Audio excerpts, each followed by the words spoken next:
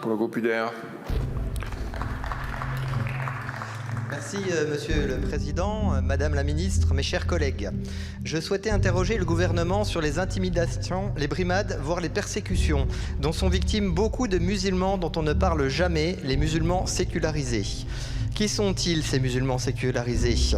Ces musulmans qui pratiquent leur religion comme bon leur semble, avec l'intensité qu'ils choisissent en conscience, comme le font de nombreux catholiques, sans risquer pour autant l'excommunication.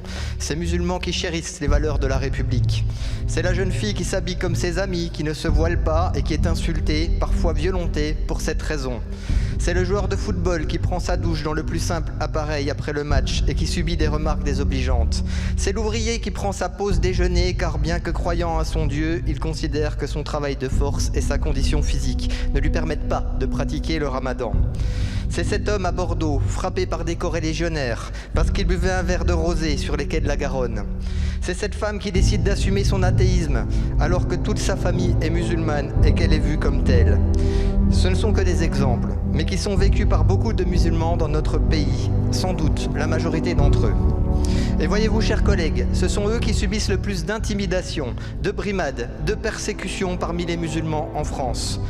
Et ce ne sont pourtant pas ceux qui soucient le groupe écologiste qui a souhaité que ce débat soit mis aujourd'hui à l'ordre du jour.